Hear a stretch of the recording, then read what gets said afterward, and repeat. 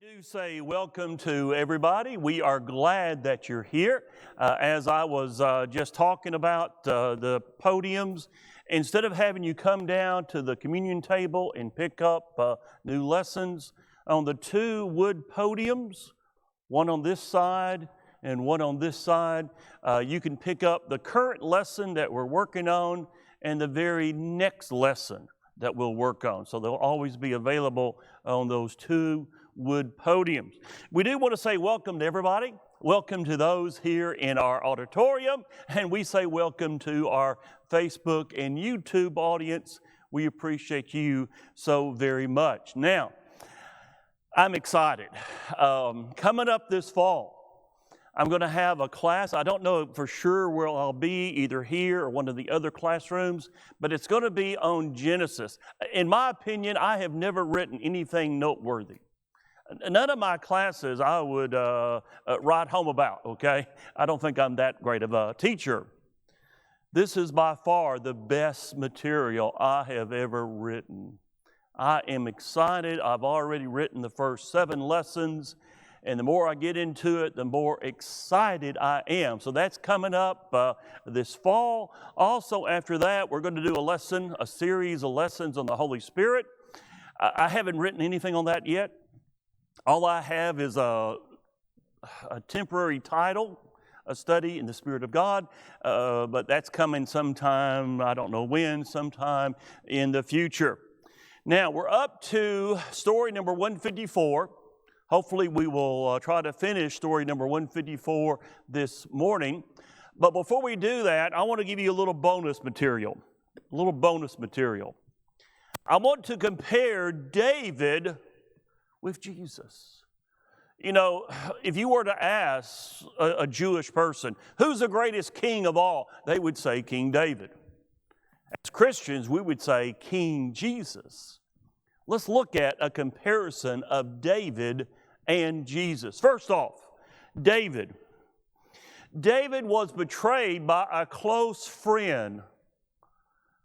It was his main advisor. When his son Absalom took the throne from him, that was made possible by the treachery of a close friend. Jesus was also betrayed by a close friend. Remember, the 12 plus what? Mary, Martha, and Lazarus. They were the friends of Jesus. Number 2, it says in 2 Samuel chapter 15, verse 16, that David, when he was fleeing from Jerusalem, it says that he went forth from Jerusalem. That's what Jesus did. John 18, verse 1.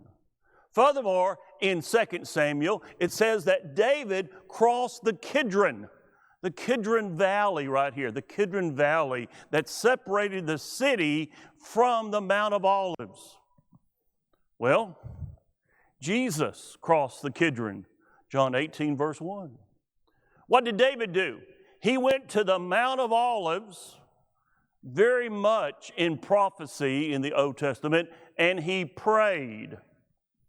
As we discovered Wednesday night, Jesus prayed on the Mount of Olives. Furthermore, what happened to that main advisor to David, the one that betrayed him? He hangs himself. He hung himself and died. Well, what did Judas do? Well, we know. He hung himself.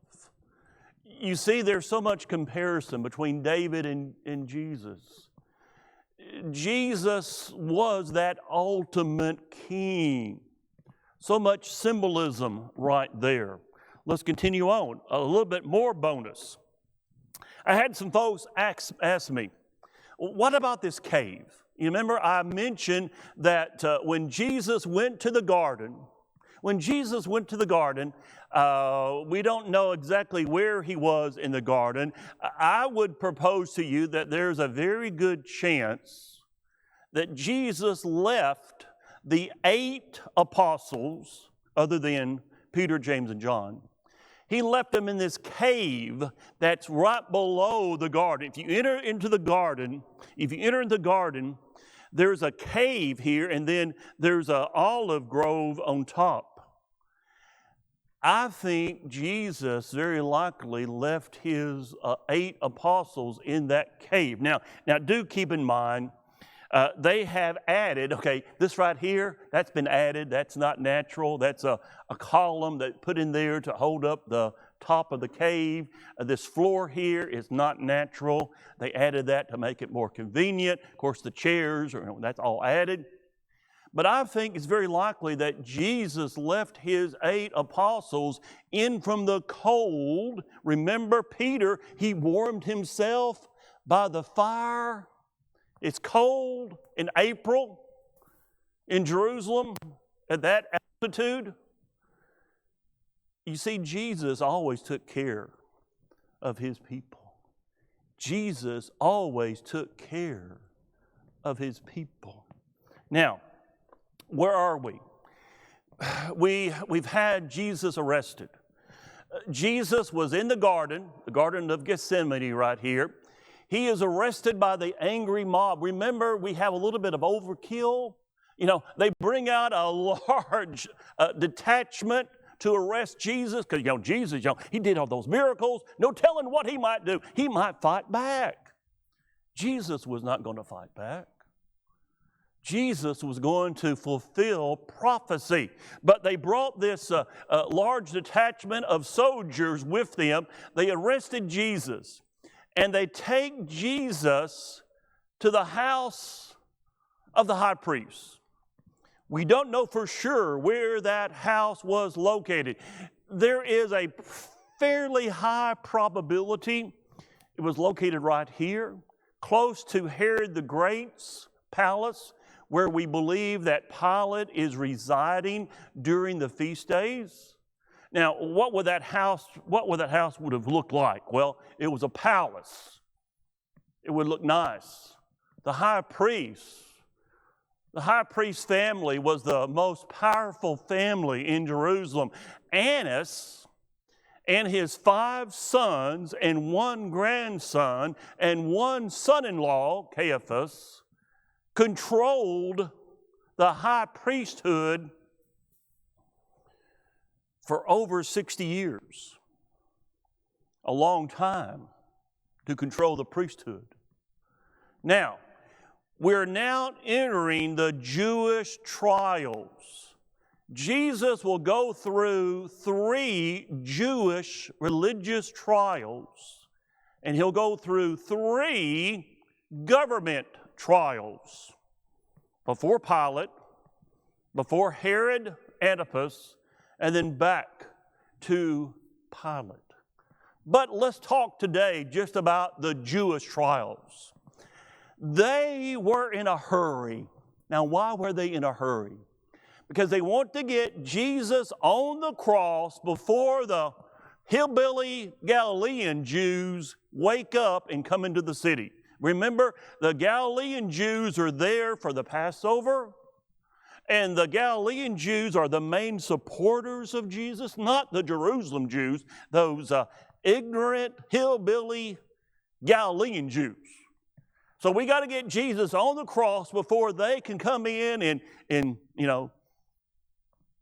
incite a riot and rescue Jesus. So to do so, they're going to have to break some rules. In fact, they're going to have to break some major rules. I did a sermon years ago. It was called The 21 Rules Broken During the Trial of Jesus. I'm not going to list all 21, okay? I'm just going to list the big ones. Here are the big ones that they broke. Number 1, Jesus was arrested how? Through a bribe. Remember, Judas was paid that 30 pieces of silver. That's blood money. That's breaking a rule. Number 2, he was arrested, gets this, he was arrested without a clear charge. They arrested Jesus without a clear charge. Jewish law prohibited that. Jewish law erred on the side of the individual. You've heard, innocent until proven guilty. Where does that concept start? Right here with the Jewish people. They believed in innocence until proven guilty. So he was arrested without a clear charge. Number 4, trials could not be held at night or on feast days. Now, there were a few exceptions to that rule, but Jesus, his trial did not engage any of those exceptions. So they're breaking a rule. They used physical force to try to intimidate Jesus during the trial. They slapped him. You don't do that in a Jewish trial. They had false witnesses that offered conflicting testimony. You don't do that in a Jewish trial. You know why? Because if you offered false testimony in a trial, they could then charge you with the original charge of the person being prosecuted. In other words, if their neck was on the line, suddenly your neck is on the line. So false witnesses, that was something that didn't happen in a Jewish trial. The witnesses were not supposed to testify in the presence of each other. Never in the presence of each other, because that way they could get their stories straight, they could get their story straight. Well, you don't do that. The Sanhedrin had a very unique way of doing a trial. In your mind, picture 3 semicircles of chairs. Okay, semicircle 1, semicircle 2, and then semicircle 3. And they were positioned so that each person could see over the shoulder of the person in front of them. So you did not sit directly behind the head of the person in front of you. Plus also the chairs were elevated. The 70 members of the Sanhedrin, along with the high priest, make 71, they would sit in those 3 semicircles. The person on trial, he was supposed to sit right here facing his accusers. This does not happen in this trial. Jesus is not allowed to sit. Jesus, furthermore, was asked to incriminate himself. They kept on saying, hey, ask him questions. They're trying to incriminate him. Plus, Jesus was not given an opportunity to cross-examine the witnesses. The high priest, he was supposed to ask for a vote. And each person in those 3 semicircles would stand up and they would voice their vote looking at the accused. The high priest never asked for that official counting of everybody. He did it by voice, total voice. He didn't go by the actual individual voting. The charges that they had in the Jewish trial, they changed when they went to the Roman trial because they knew that their charges would not hold water with Pilate. And then last but not least, Jesus was convicted and executed the same day. You never did that because what if they made a mistake? So they never would execute the person that was convicted on the same day. You had at least a day minimum between the conviction and the execution. But they can't do that with Jesus because we got to get Jesus on that cross before those hillbilly Galilean Jews come in here. So Jesus goes through this, I call it a kangaroo trial. This is the reconstructed house that many people believe was the house of the high priest. We're not for sure, but a lot of folks believe that. It's in the right place. It certainly is nice. Let's look at a breakdown of that house. I want to point out to you, because we're going to be eventually talking about the denials of Peter. I want you to notice the courtyard here. The courtyard, okay? You've got the rooms, that's true, but you got this big courtyard. That's where Peter will do his denials of Jesus. Let's look at Jesus before Annas. John 18. John 18, verse 12. Then the detachment of troops and the captain and the officers of the Jews arrested Jesus. They did that in the garden. They bound him. They got all these soldiers. We got to watch this guy, Jesus. We got to have all these soldiers around. And they led him away to Annas first, for he was the father-in-law of Caiaphas, who was high priest that year. Now it was Caiaphas who advised the Jews that it was expedient that one man should die for the people. Annas served as high priest from AD 6 to AD 15. Now the full years, because he was appointed in late AD 6, he was removed in early AD 15. The full years are 7 to 14, okay? Even though he was supposed to serve for life. Now, he was kind of different because he was very young when he was appointed. Who appointed him? Notice, AD 6. What happened in AD 6? Go back to our first set of lessons in this series. That's when Rome took over in Jerusalem. Rome governed all of Judea and Galilee, but they had given Herod the Great's kingdom to his 3 sons. Herod Antipas got the Galilee, Herod Philip got the Decapolis, and Herod Archelaus got Jerusalem. That was in 4 BC. But in 6 AD, Rome decided to remove Archelaus. A lot of complaints on Archelaus. He was kind of difficult. They removed Archelaus and they appointed what Rome called a prefect. The people of Jerusalem called a governor. They appointed a Roman prefect to lead them. Now, when they did that, we got to have some kind of control over these Jews here in Jerusalem. We got to have some kind of control over them. So the best way to control them, we're going to control them through what? The high priest.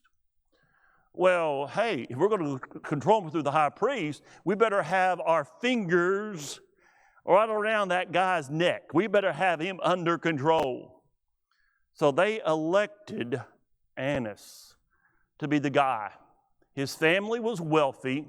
He was the first one from his family to serve as high priest. He was removed in early 15 AD. He was at the age of 36. He was removed by the current procurator, the current prefect, Varius Gratus. Why was he removed? He had the gall to kill somebody. He had the gall to execute somebody. You see, only Rome could do that. Now, they did kind of turn a blind eye. If someone violated, remember those signs I showed you? Don't you cross over Gentiles into the temple area, because if you do, your life may be taken from you. If someone did that, the Roman governor would, he would kind of turn a blind eye. He would let them execute someone like that. But all other executions had to be cleared by the Roman governor, the Roman prefect. Annas had the gall to kill somebody in late 14 AD. No, can't do that. So he removes Annas, and eventually Caiaphas, his son-in-law, takes over in 18 AD. Now, Annas, he would not have liked Jesus at all. Because, number one, remember the 2 temple cleansings? That would have impacted Annas' family tremendously. Because guess who got the profit off of the selling of sacrificial animals, off of the changing of money? Guess who got the money, the profit from that? It was Annas, his family. The trial is held at probably Annas' palace, which across the courtyard, Caiaphas would have probably lived. That was probably where Caiaphas was. Remember that picture? There was two sides of that palace. Caiaphas has already stated that Jesus must die.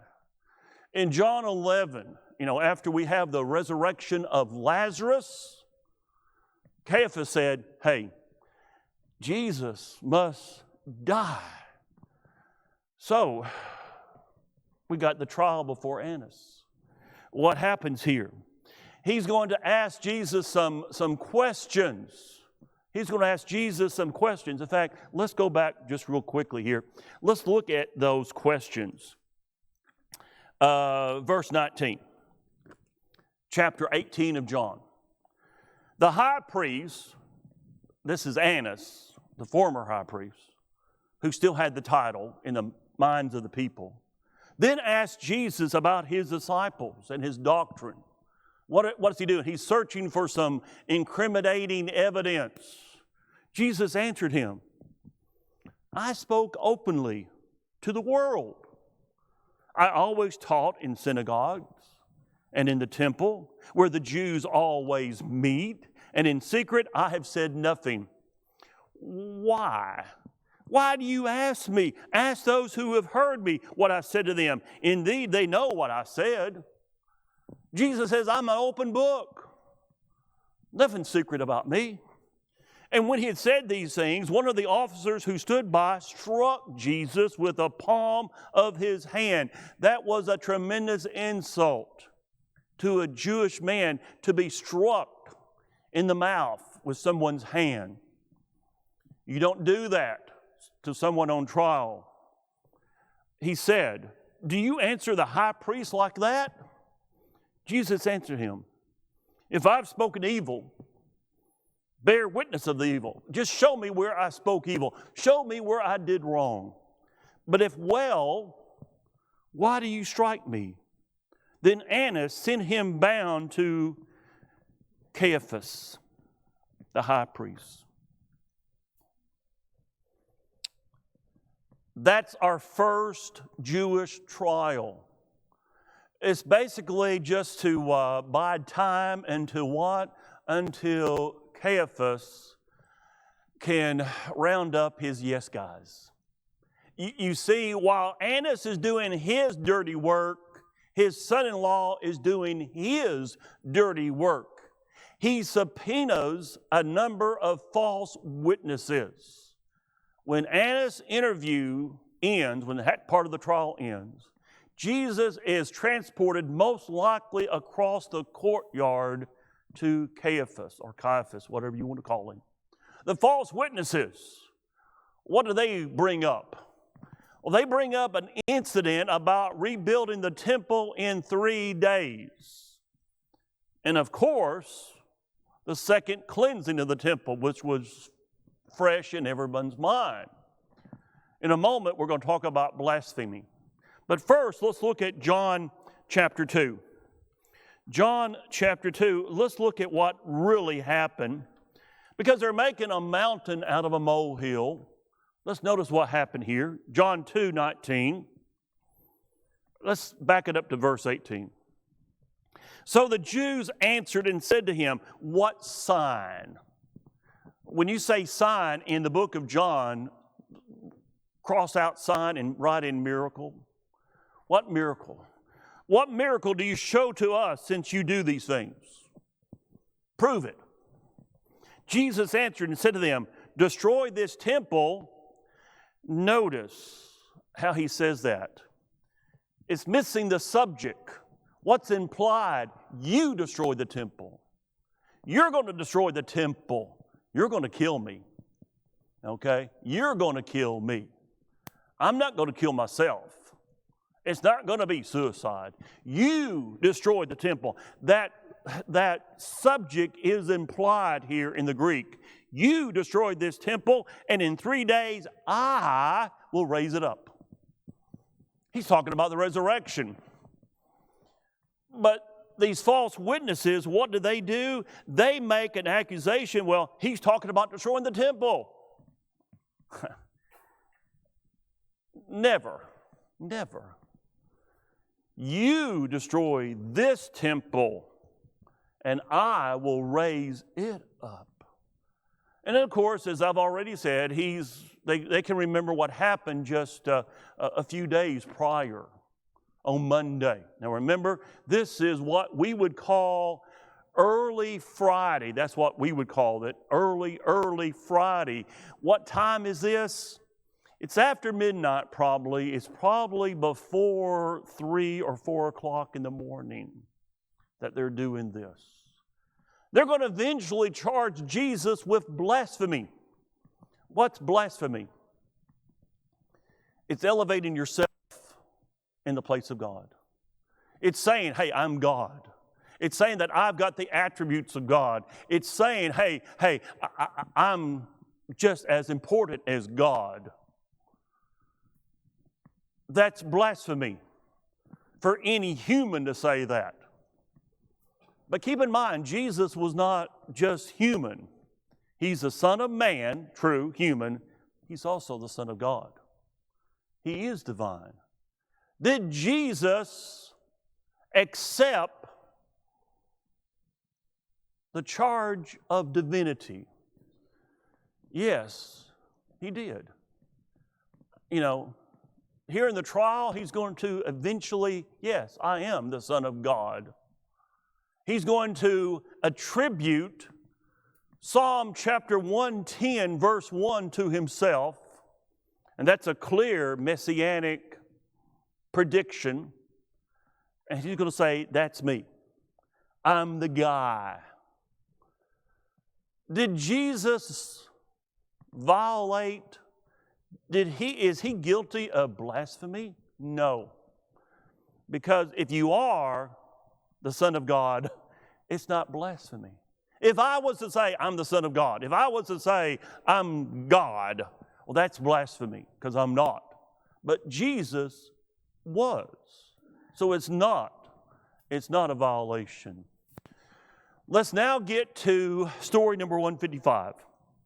We're ready for story number 155. We are now in, as I said, we're in Friday, our Friday early morning. It's between probably midnight and 4, probably, I'm going to say around 2 or 3, okay, in the morning that these events are going to take place. We need to talk about Peter's denials.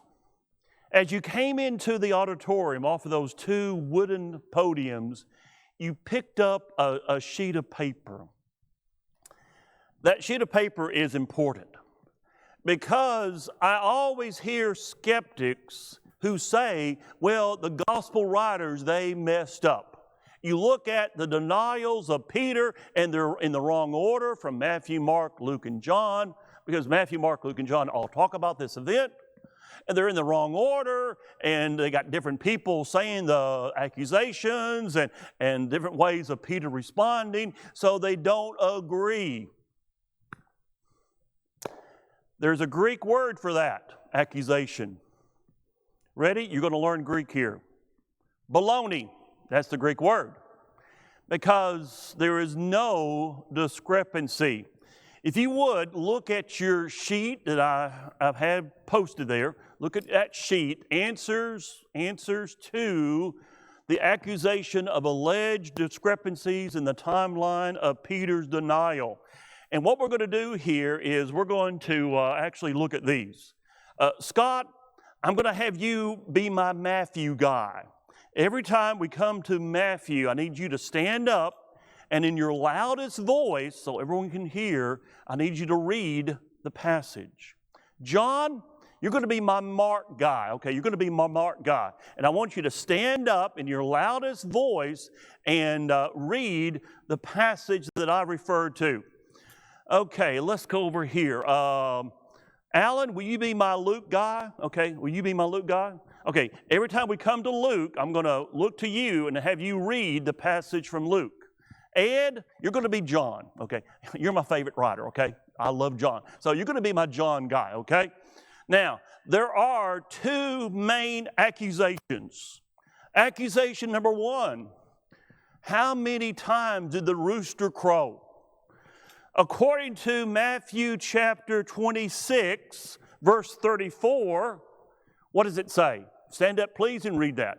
Matthew 26, verse 34.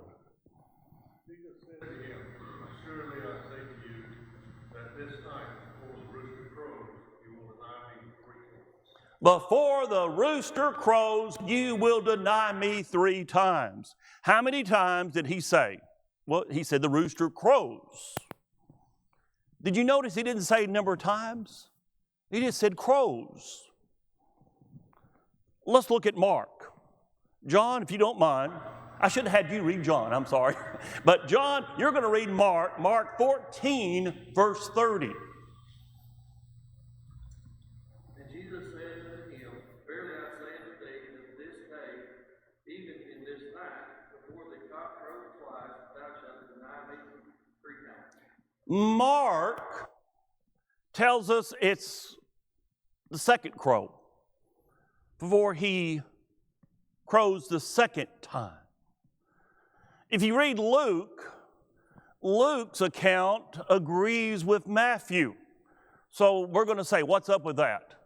It's quite simple.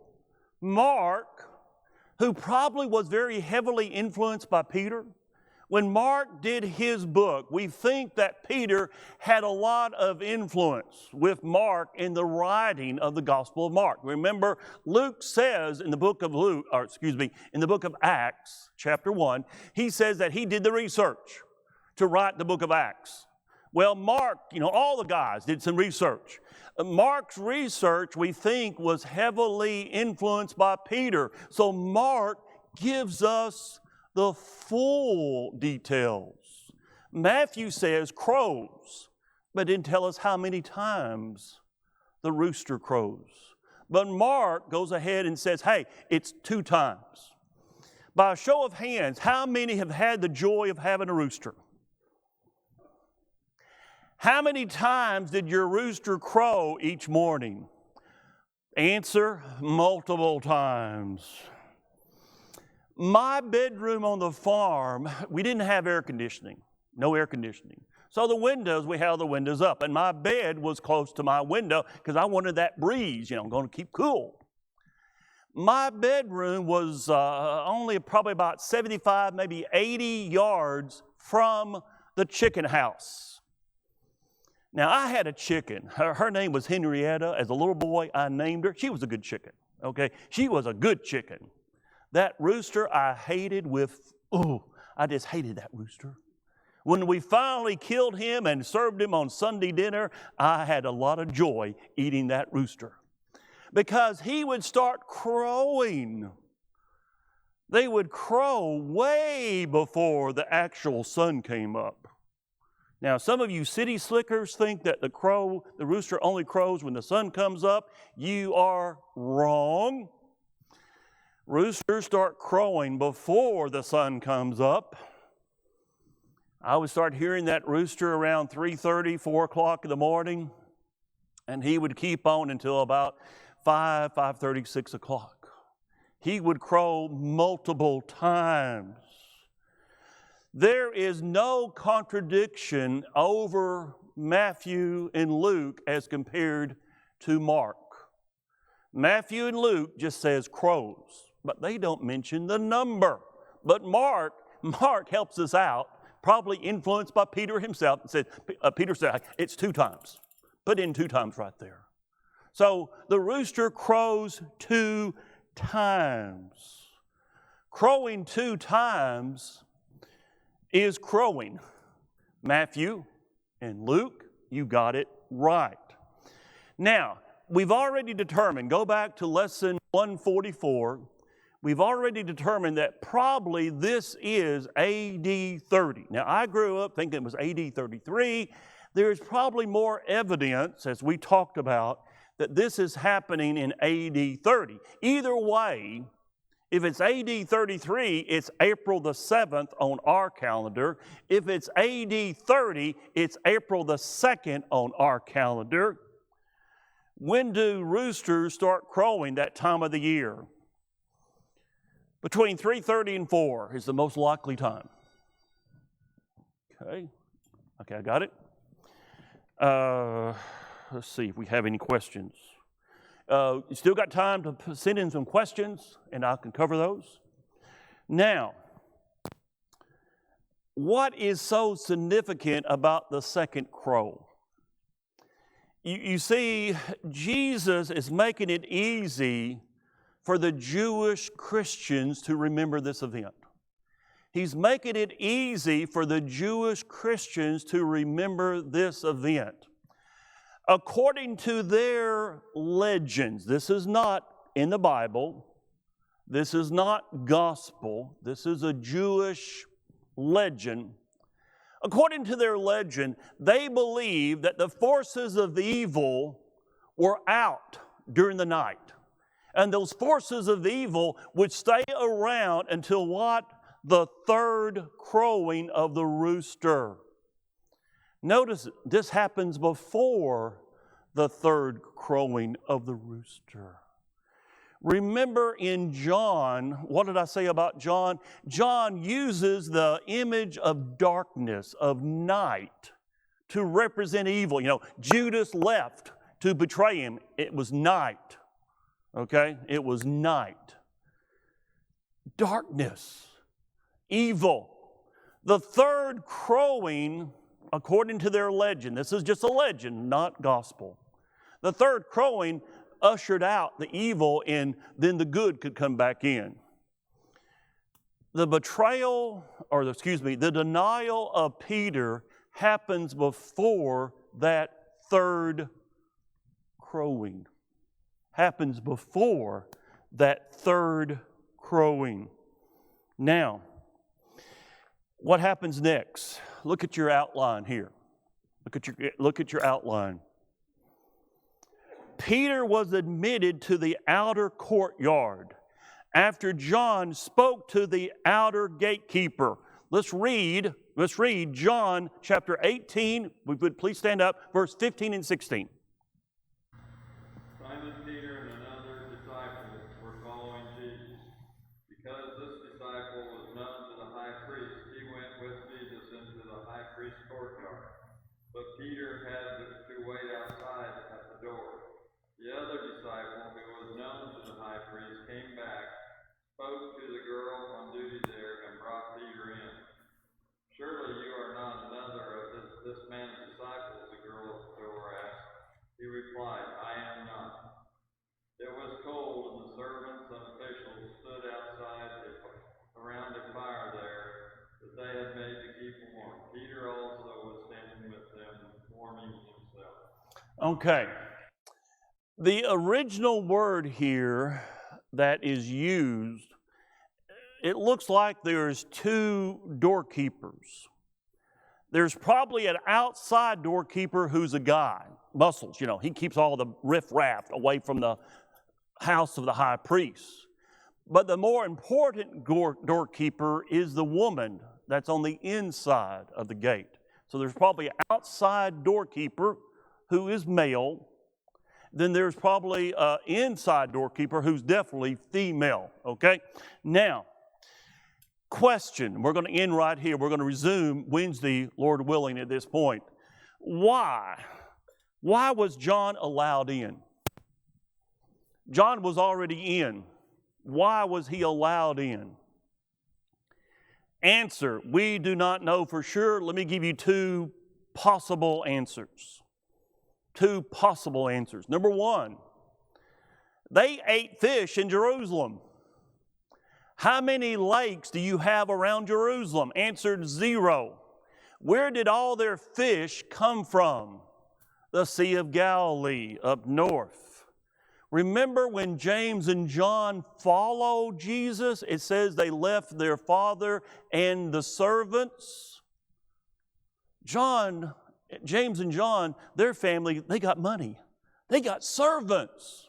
They're not some one-horse fisherman operation. They've got servants that serve them. In other words, John's family was rich. How do you get rich? by selling your fish. Well, the people of Galilee can get their own fish. So where are you going to get money? You're going to sell your fish to the people who don't have fish. That's the people back in Jerusalem. So number one, very quickly here. Number one, probably John had sold fish to the household of the high priest. Number two, John's family came from a priestly family. How do we know that? Because John and Jesus, it looks like, were cousins. And in being cousins, remember, they are related to Elizabeth. And who was Elizabeth? That was, she was the one married to the priest. She was the mother of John the Baptist. He was a priest. So in other words, John's family were priestly family. They would have had that connection for the priesthood. So why was John allowed in? Well, probably because he may have sold fish to the household of the high priest, and also he is from a priestly family. He's got that connection. Thank you so much. We will resume right there, Lord willing, on Wednesday. Thank you.